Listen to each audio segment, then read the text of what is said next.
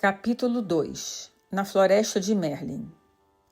Não era uma tarefa fácil encontrar o esperto feiticeiro. Havia muitas florestas onde procurar, mas apenas um Merlin.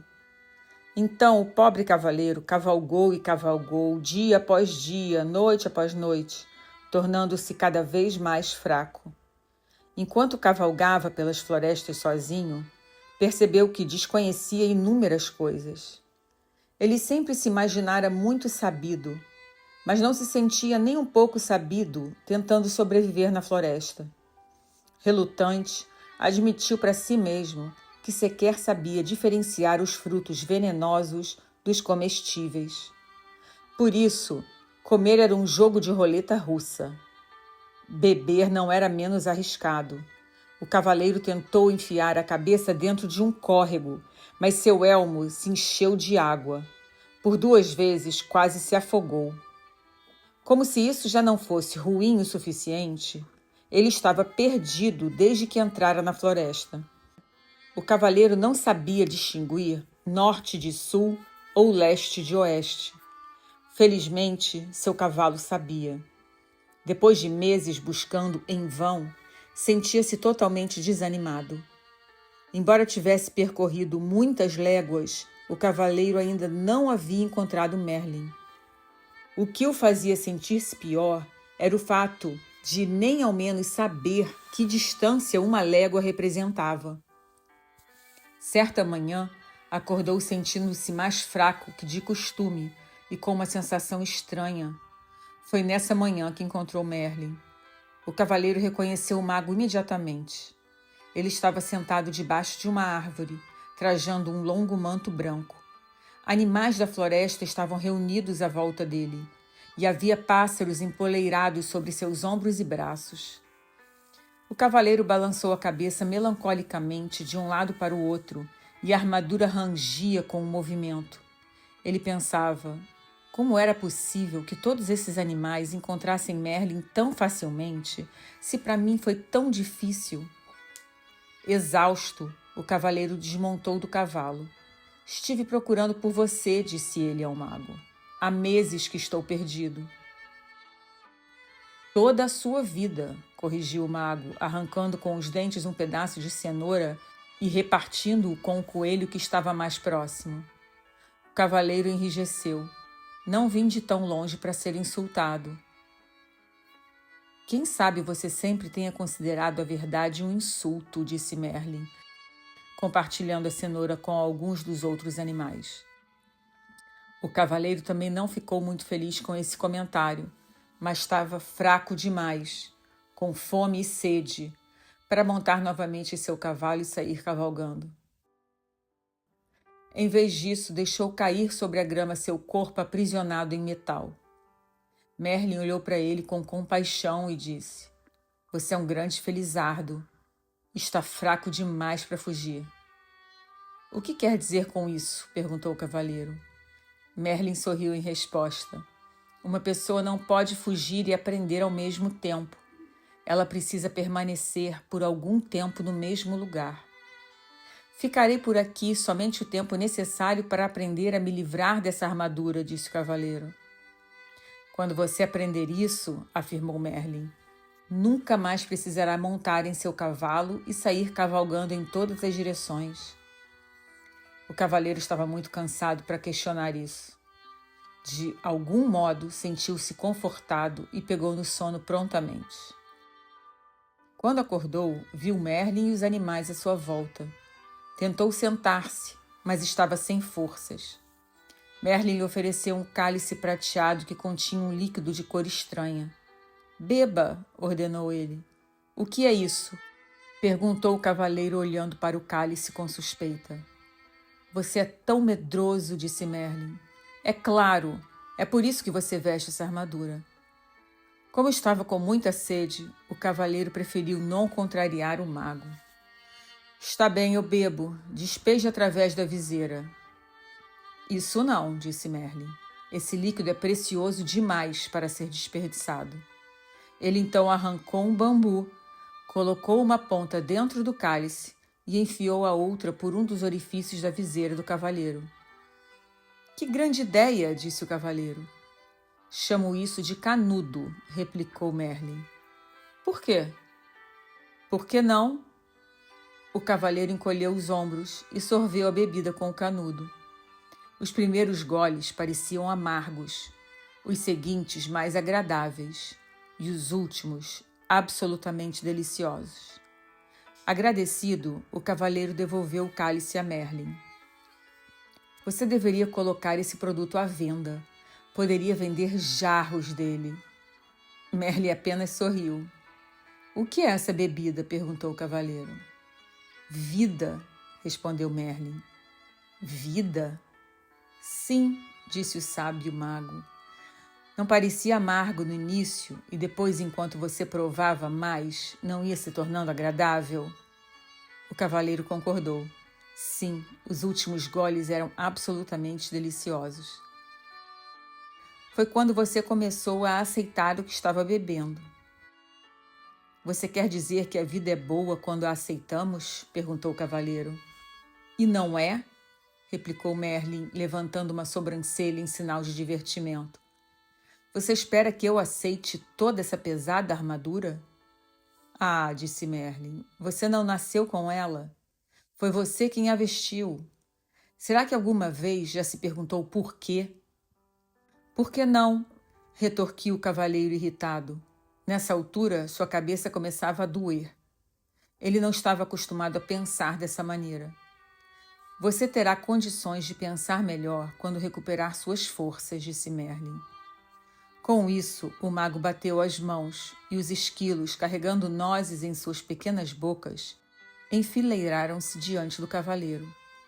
Um de cada vez, os esquilos subiram até o ombro dele e, após quebrar e mascar as nozes, enfiaram os pedaços pela viseira do cavaleiro.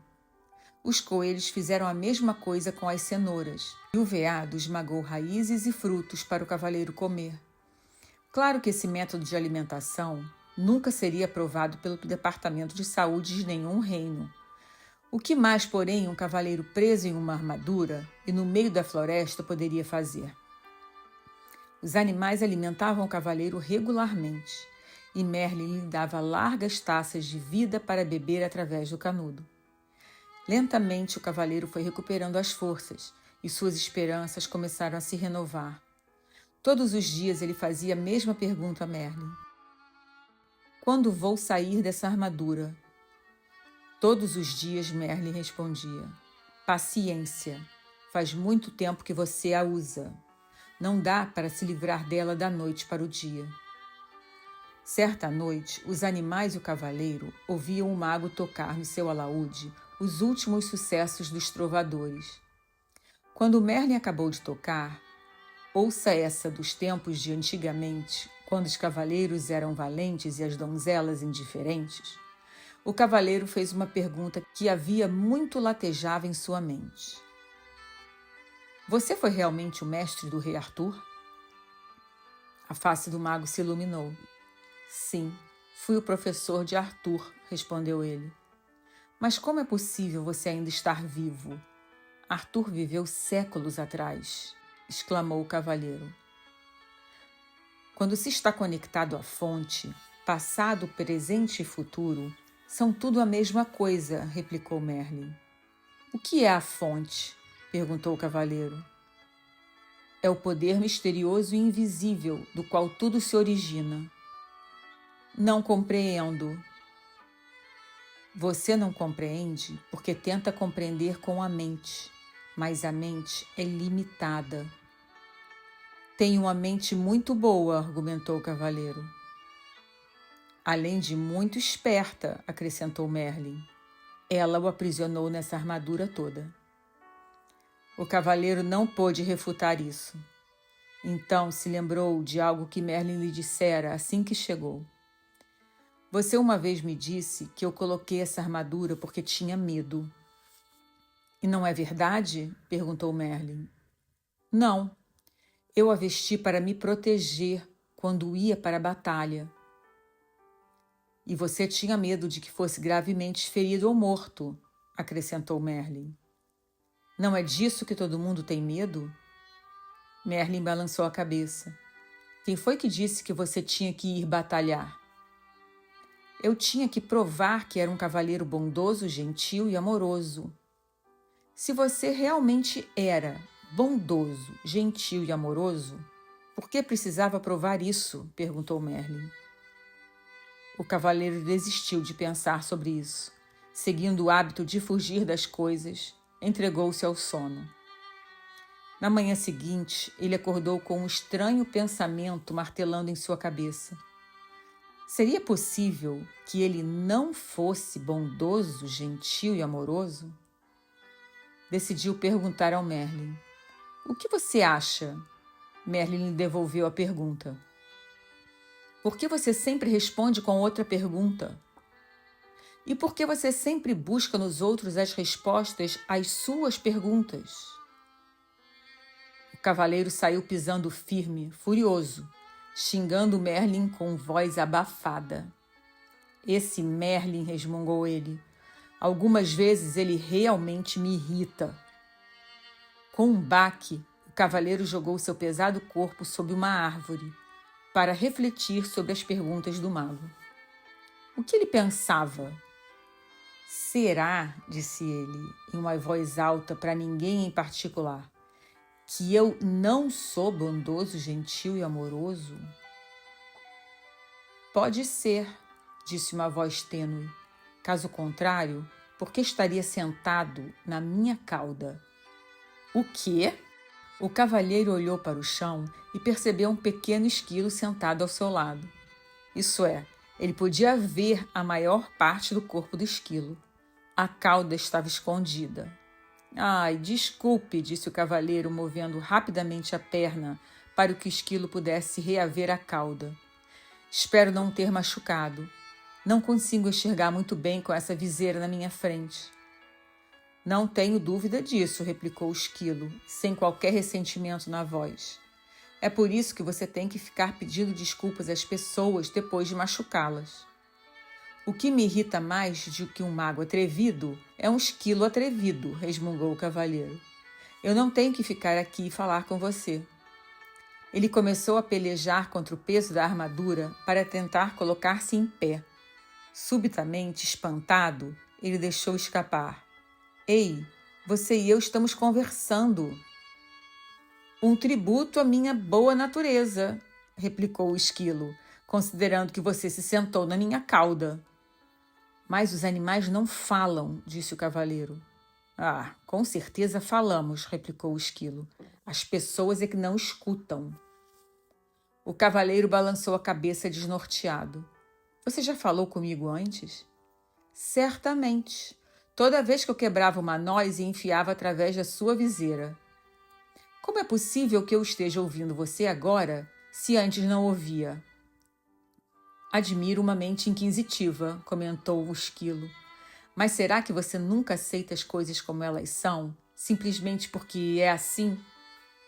Você está respondendo as minhas perguntas com outras perguntas, disse o cavaleiro. É tempo demais que você tem passado junto a Merlin. E você não tem estado tempo com ele suficiente.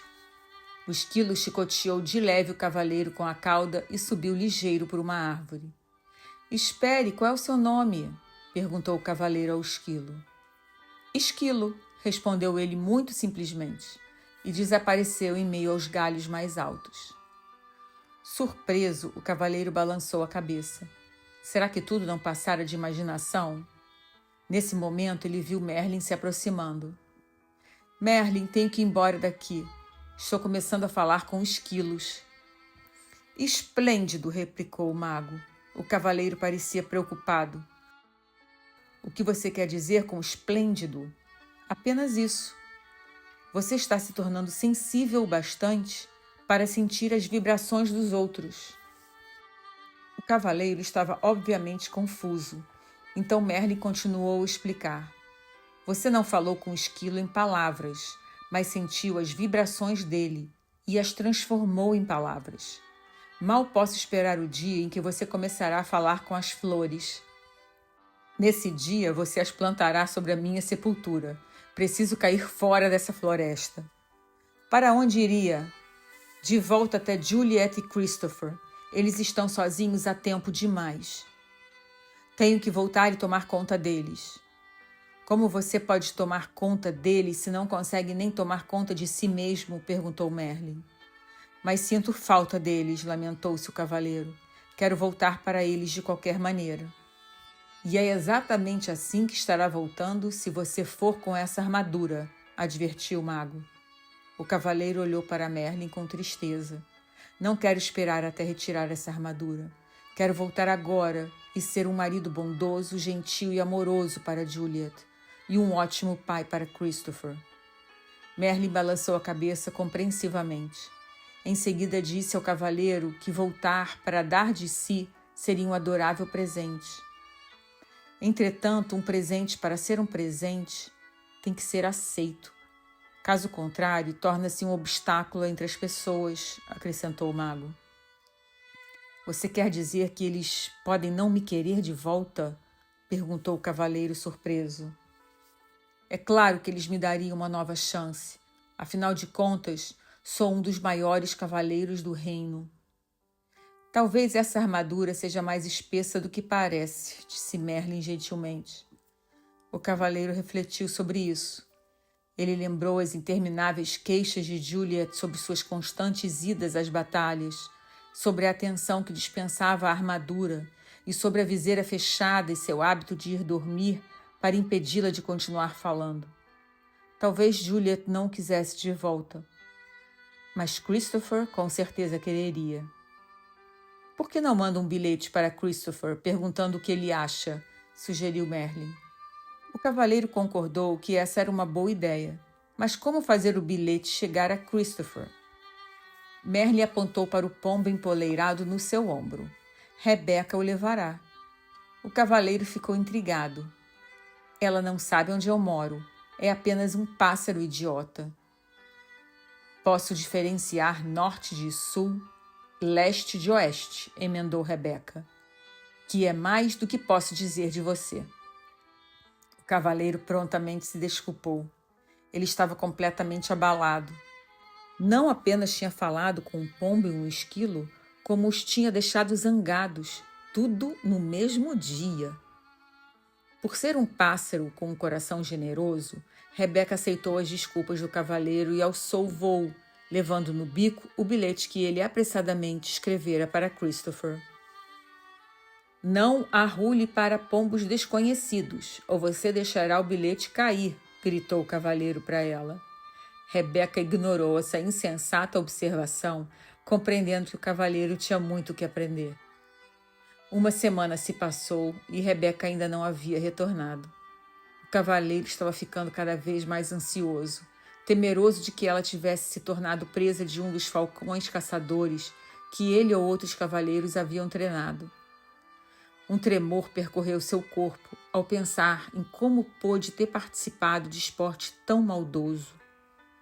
Quando Merlin terminou de tocar alaúde e cantar Se você tem um coração pequeno e frio, seu inverno será longo e frio, o cavaleiro expressou sua preocupação sobre Rebecca. Merlin tranquilizou o cavaleiro, criando um curto e alegre verso. Um pombo tão esperto e que voa tão bem nunca acabará cozido na panela de alguém. Subitamente, um imenso palavreado brotou entre os animais. Como todos, eles estavam olhando para o céu. Merlin e o cavalheiro olharam também. Bem acima deles, circulando em busca de um lugar para pousar, eles viram Rebecca. O cavaleiro pelejou para ficar em pé, justo quando Rebecca arremeteu até o ombro de Merlin. Tirando o bilhete de seu bico, o mago olhou de relance e disse solenemente ao cavaleiro que era da parte de Christopher. Deixe-me ver, disse o cavaleiro, pegando ansiosamente o papel. Seu queixo caiu com um rangido quando ele lia o bilhete sem acreditar no que via. Está em branco, exclamou ele. O que significa isso? Significa, disse Merlin suavemente, que seu filho não sabe bastante a seu respeito para lhe dar uma resposta. O cavaleiro ficou ali parado por um tempo, atordoado. Depois soltou um gemido e caiu lentamente ao solo. Tentou conter as lágrimas, pois cavaleiros com armaduras brilhantes simplesmente não choravam. No entanto, sua tristeza logo o subjugou. Exausto e meio afogado pelas lágrimas dentro de seu elmo, o cavaleiro então adormeceu.